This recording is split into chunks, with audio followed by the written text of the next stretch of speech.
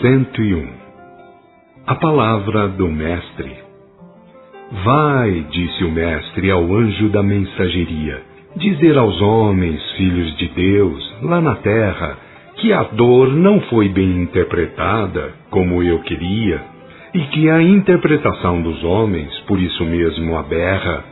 Dize a eles que a dor não é lição bem feita, nem mal feita sequer, mas apenas a mera advertência, a disciplinação, a punição da justiça que a eles espreita, para que, do amor e da ciência, tenham e vivam a boa consciência.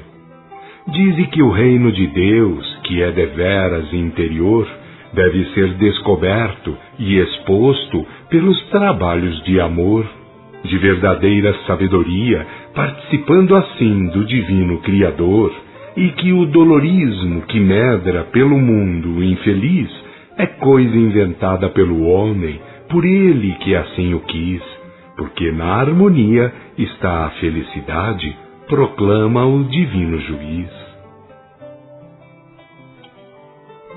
7 nota. Como já mencionado anteriormente, conforme o ensinamento do autor, leia-se Divino Emanador. Fim de nota. 102. A consolidação.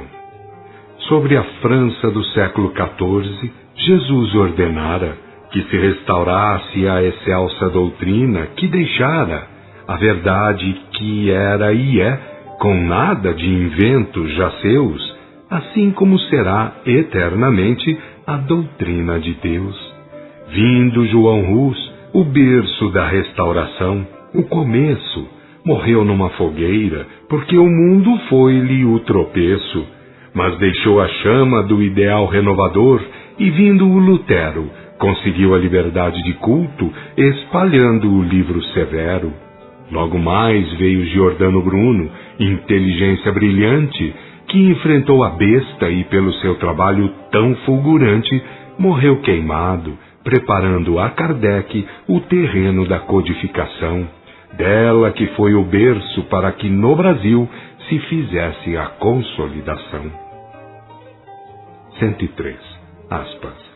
O corpo astral, ainda que mais sutil e mais perfeito que o terrestre, não é imortal como a mônada que contém. Transforma-se, varia, conforme os meios que atravessa. O espírito modela-o, modifica-o perpetuamente, a sua imagem e semelhança, não o abandonando, porém nunca. E se pouco a pouco o vai despindo, é porque pouco a pouco se vai vestindo de novas substâncias mais etéreas. Fecha aspas. Grandes iniciados. Sejam quais forem as concordâncias ou discordâncias dos antigos conceitos sobre o perispírito, a realidade é que ele acompanha a centelha ou mônada espiritual sempre e sempre, até se tornar luz divina, que é o segundo estado de Deus.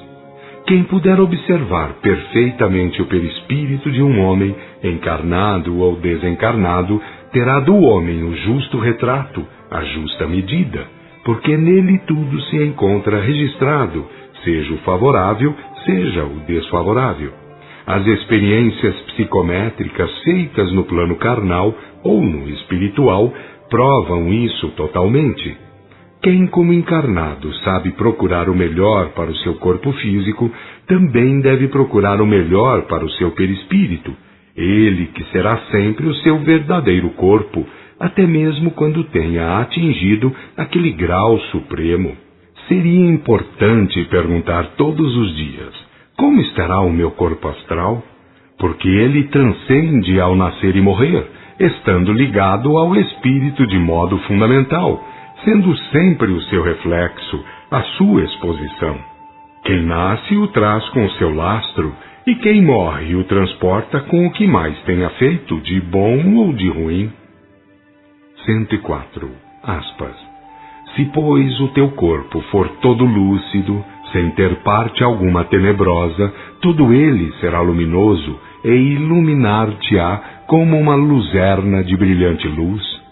Fecha aspas. Lucas, capítulo 11. Jesus segurou o olho interno como sendo a luz do Espírito. Este olho, nas iniciações antigas, era feito de sabedoria e de virtude, ao que conduzia a doutrina, a iniciação.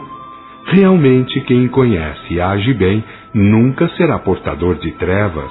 Cumpre ter muito cuidado com as compras de simulacros religiosos, pois ninguém iludirá a lei de Deus e sua justiça com os engodos inventados por homens e postos em comércio.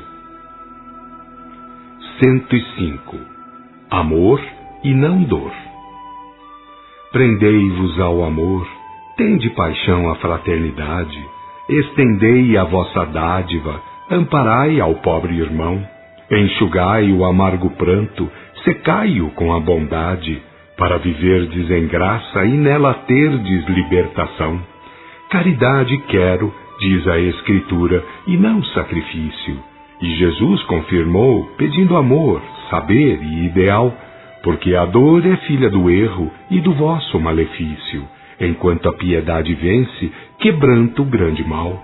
Pensai a ferida, vestiu-o nu, amparai ao aleijão, que a bondade encerra a graça na sua estrutura, abraçai o órfão, dai-lhe carinho e celeste pão, e de Deus tereis a luz, a paz e muita ventura. Procurai saber, pensar e agir no seio da bondade, porque o amor é a lei que supera o formalismo, e aquele que ao bem se entrega é feliz de verdade, porque a verdade liberta, como diz o Espiritismo. Não causeis a dor sob qualquer pretexto, ó irmãos, procurando antes, pelo amor, estender a felicidade.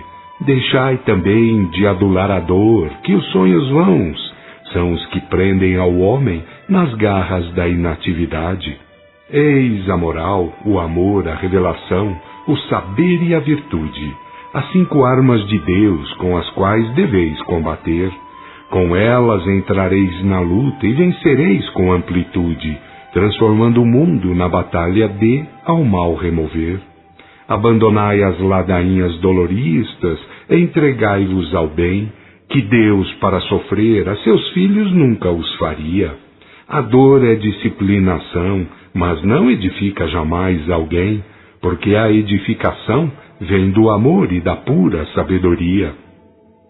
Abandonai aos falhos conceitos, vinde viver a nobreza, que nos mundos felizes ninguém louva aos sofrimentos, e se a dor vos atacar, combatei-a com muita justeza, pensando no amor que deveis, como dizem os testamentos. Observai o Consolador, o fiel instrumento de ilustração, que o Cristo vos legou, pagando o preço daquela cruz. Batalhai com as armas do Senhor, fazei a justa renovação, construí um mundo novo, sede na terra os filhos da luz. 106. Ouvi a tua oração e vi as tuas lágrimas. Eis aqui estou eu, que acrescentarei sobre os teus dias 15 anos. Fecha aspas. Isaías capítulo 38. As leis em que se desdobram a grande lei são justas sem serem implacáveis. Quem sabe, pensa e age conforme a ordem divina, obtém por isso o concurso de recursos provindos do soberano poder de Deus. Muita gente há que fala em derrogação da lei, confundindo a lei do Decálogo, os 10 mandamentos, com as leis regentes dos fenômenos anímicos e cósmicos. O que cumpre saber é o seguinte: os 10 mandamentos não mudam em sua essência, enquanto as leis regentes de fenômenos cósmicos ou anímicos podem variar na aplicação, consoante a conduta dos indivíduos ou das coletividades, porque as leis de menor expressão cedem às de maior. Por isso mesmo, como a moral e o amor são leis superiores, aquele que mais envergadura tiver nesses fatores obterá do mundo espiritual os recursos e sujeitará às leis menores do mundo físico. 107. Todos os artífices de ídolos são nada, e as suas imagens tão prezadas não lhes aproveitarão. Eles mesmos são testemunhas para sua confusão, de que os seus ídolos não veem nem entendem. Fecha aspas. Isaías capítulo 44. Não é preciso repetir o que diz a lei de Deus sobre os crimes da idolatria. Para maior comprovação da assertiva da lei, lembremos que Jesus veio ao mundo para derramar do Espírito sobre a carne, como está escrito nesse mesmo capítulo, para aumentar a revelação e ir desaparecendo a idolatria. Quanto à lei de Deus, ela dá testemunho da revelação, pois Moisés a recebeu de anjos ou espíritos, posto que Deus, o ser infinito, não se individualiza para falar pessoalmente a ninguém. Jesus, o emissário máximo, falou com os anjos ou espíritos, não com Deus. Foi ao Tabor falar com Moisés e Elias, não com Deus. Na hora da crucificação, teve o amparo de um anjo ou espírito, não de Deus diretamente. O manobrismo clerical, por isso mesmo, para Jesus não parecer menos do que Moisés e muitos outros, fez com que Jesus fosse o próprio Deus. Entretanto, para quem quiser pingar os is, tudo é muito simples. Para ser simples, basta respeitar a revelação, a comunicabilidade dos espíritos, anjos ou almas. 108. Suprema traição. Por 36 séculos Jesus foi anunciado. Havia da gentes constituir o supremo delegado, tendo o Espírito sem medida, fermento de glória, a expor a graça de Deus ao conquistar a vitória. Como divino molde, foi dezenas de vezes cantado, e o derrame de Espírito 19 vezes somado. Esta conta, irmãos, é parte do Velho Testamento, representando a missão do Cristo no seu advento. Em João, capítulo 16, tratou do Consolador, como anunciante de fato, mediúnico e são informador. Nada de cleresias, ídolos, vestes fingidas e aparatos mundanos ou discursos falazes e sem fatos.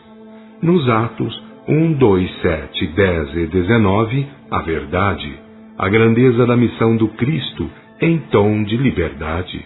Os Espíritos comunicando, os apóstolos em alegria, a revelação em pleno curso, o Consolador já esfuzia. Depois, infelizmente, as trevas descem e cobrem tudo, porque Roma persegue a revelação, o Consolador é mudo. São mortos os profetas, a legião da verdade é batida. O preço da cruz é atraiçoado, Roma se diz garantida. Idolatrias, inquisições e trevas invadem a humanidade. A missão do Cristo cessa, já não caminha a sã verdade. Os séculos aguardam outros dias, quando Elias tornará, para se chamar Kardec na codificação que promulgará. 109. Aspas. Porque eles cada dia me buscam e querem saber os meus caminhos, como se fora gente que tivesse praticado a justiça e não houvesse abandonado a lei do seu Deus. Eles me fazem suas perguntas sobre os juízos da minha justiça, querem chegar-se a Deus. Fecha aspas. Isaías capítulo 58. Sem dúvida que o bom filho medita sobre a moral, o amor, a revelação, o saber e a virtude, e procurando pôr em prática o que elas significam, chega a obter o que deseja, porque chega a obter merecimento. O capítulo é grandioso, é de fato estuante de sabedoria, porque lembra aos cultivadores da revelação que se afastem de formalismos idólatras, de fingimentos e de exteriorismos pagãos. Disso que enche o mundo e põe a perder muita gente. Quem quiser saber bastante, ou mesmo tudo, sobre o jejum que Deus aceita, o jejum que é celestial, que leia o capítulo todo. 110. Aspas. O que imola um boi é como o que mata um homem.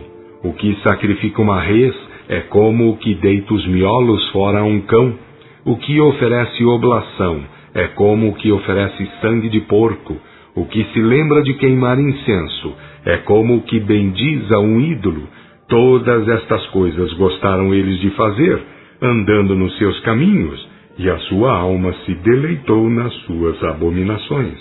Fecha aspas, Isaías capítulo 66. Em Jesus Cristo subsistem duas verdades inconfundíveis. Uma é lembrar para sempre que Deus é Espírito e verdade, querendo que seus filhos assim venham a ser. A outra é fazer saber que veio ao mundo para batizar em revelação, para dar cabo da idolatria, para findar com tudo quanto é fingimento e paganismo.